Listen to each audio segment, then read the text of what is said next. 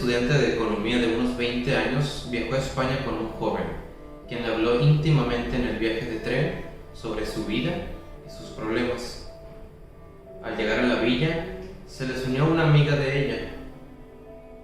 Unos días después, la estudiante comenzó a tener un ataque depresivo, acompañado de un sentimiento de odio a sí misma, que ella describía como descender en un pozo. Después de algunas horas, comenzaron en su mente a surgir intensos celos de su amiga, a quien el hombre había estado prestando más atención que a ella.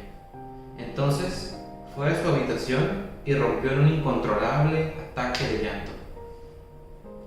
Los otros dos la oyeron y entraron, y fue entonces capaz de expresarles sus sentimientos. El ataque depresivo desapareció, y a partir de entonces no solo a corto plazo las vacaciones salieron bien, sino que a largo plazo la estudiante fue capaz de relacionarse con grupos de personas en una nueva manera, ya no como una persona ajena, sino como una participante.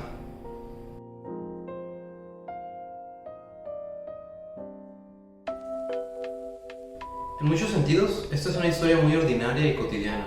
Sin embargo, tomemos una visión más profunda. En primer lugar, no se necesita un conocimiento muy profundo de la naturaleza humana para sugerir que la situación básica de estas vacaciones, un hombre y dos mujeres, podría potencialmente llegar a ser un problema.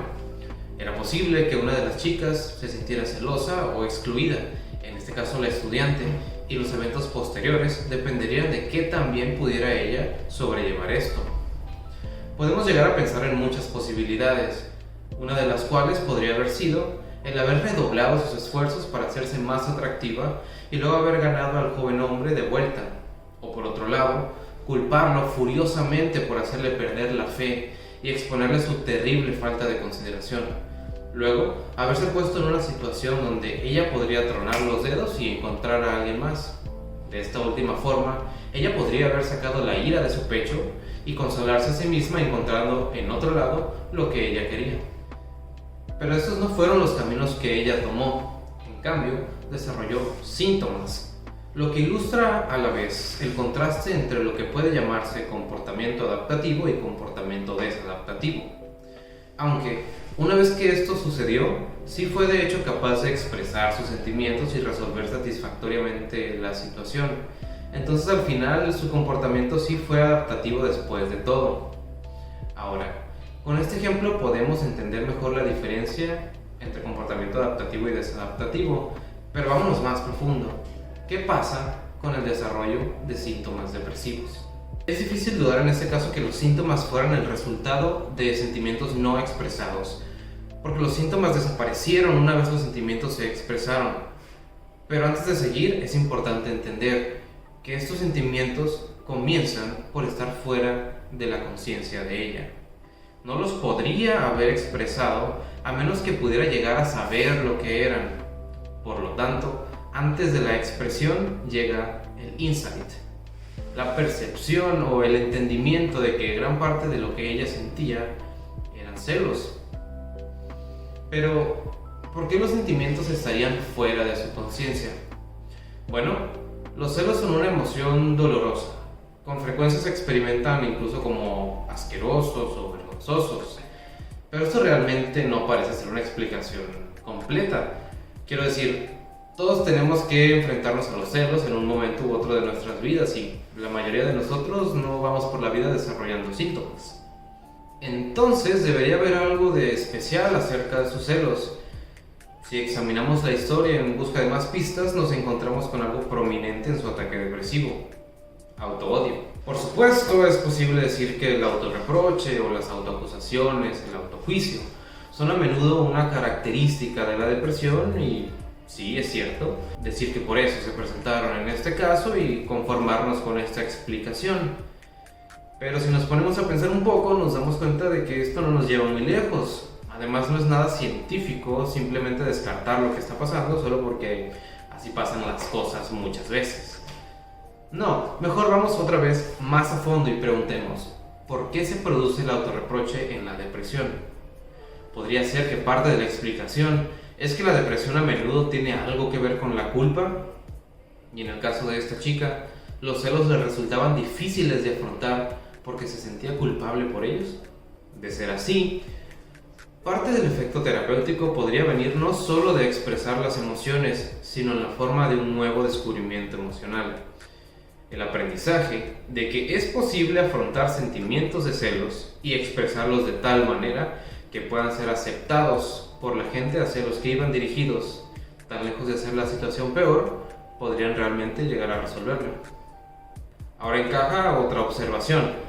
Habiendo descubierto que los celos no son una emoción tan terrible después de todo, de ahí en adelante, esta mujer pudo participar en situaciones grupales, una fuente potencialmente inagotable de celos y algo que para ella jamás había sido posible antes. Examinemos ahora el hecho de que los otros dos jóvenes la oyeron llorar y entraron para ver qué pasaba. Por supuesto, ella describió el llanto como incontrolable y sin duda esto era verdad, pero ¿no es posible que ella también no quisiera controlar su llanto o llorar en silencio porque quizás sin ser plenamente consciente de ello, quería ser escuchada, obligándola para que una vez que los otros dos entraran, tener la situación en la que no le queda de otra más que expresar los sentimientos que tanto trabajo le costaban? Parece que las preguntas nunca terminarán. ¿Por qué esta chica debería haber sido especialmente sensible a los celos y la culpa?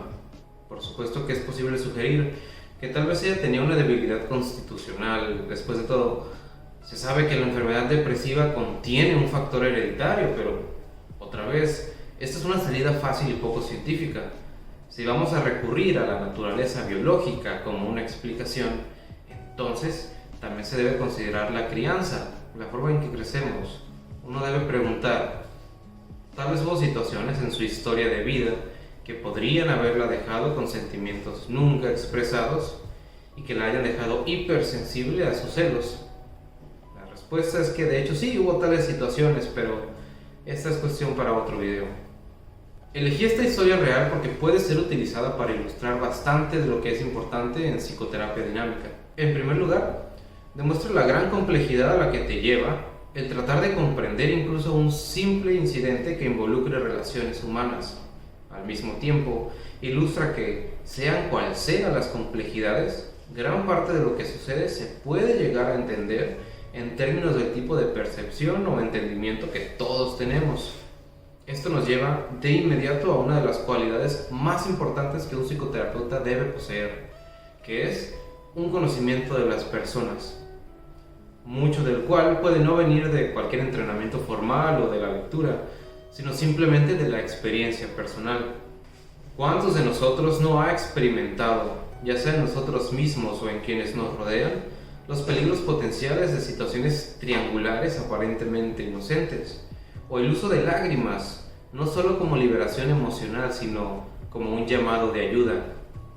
O las consecuencias beneficiosas de conseguir expresar los sentimientos de nuestro pecho en el momento. Y las consecuencias desastrosas de no hacerlo. Imagínate que la mujer de la historia nunca se pudo expresar y va contigo, la persona que está viendo este video como su amigo o su amiga, y te dice que llegó de sus vacaciones en un verdadero estado de depresión. Mientras no te intimide el hecho de que presentaba una condición psiquiátrica, el simple sentido común humano sería pedirle que recordara cuándo comenzó todo y hacerle volver a contar la historia de tal manera que el problema quede claro para los dos. Aquí va una pregunta importante. ¿Cuántos pacientes llegan a psiquiatría y se les da un diagnóstico de depresión tratado con antidepresivos o ansiedad tratado con tranquilizantes, cuando el verdadero diagnóstico es un sentimiento doloroso que no ha sido expresado, para lo cual el tratamiento es expresarlo, cosa que puede ser producida sin mayor habilidad de la que posee cualquier humano considerado? Por supuesto, sería absurdo dar la impresión de que la psicoterapia es generalmente tan fácil como esto, pero sí quiero mostrar que los principios básicos no son tan difíciles de comprender. En la mayoría de los casos, el paciente no logra alcanzar el entendimiento por sí mismo, sino que necesita la ayuda del terapeuta, que tiene la capacidad de ver la situación más a fondo. Para hacer esto, el mismo terapeuta primero necesita poder alcanzar el entendimiento. para lo cual examina la historia del paciente en búsqueda de pistas. En este caso en particular, gran parte del trabajo del terapeuta consistiría en permitir que la paciente se enfrente a lo que realmente está sintiendo, para darse cuenta que no es tan doloroso o peligroso como ella teme, trabajar con eso en la relación terapéutica y finalmente poder hacer uso de sus sentimientos reales en sus demás relaciones de una manera constructiva, cambiando así su comportamiento de desadaptativo a adaptativo. Además, el objetivo también es que los efectos de este aprendizaje emocional sean permanentes, o sea, que el paciente no pueda solo tratar la situación inmediata, sino también situaciones similares en el futuro de una nueva forma. Todos los objetivos de la psicoterapia quedan entonces ilustrados por ese sencillo ejemplo. Claro que hay otros principios que en este ejemplo no se ilustran, especialmente el uso de la transferencia en la relación con el terapeuta, pero como dije antes, tema para otra ocasión. Si te interesa tomar psicoterapia, ofrezco mi servicio por videollamada dentro y fuera de México y también consulto en persona en la ciudad de Los Mochis, Sinaloa. Puedes contactarte al número que aparece en pantalla y gracias por ver este video.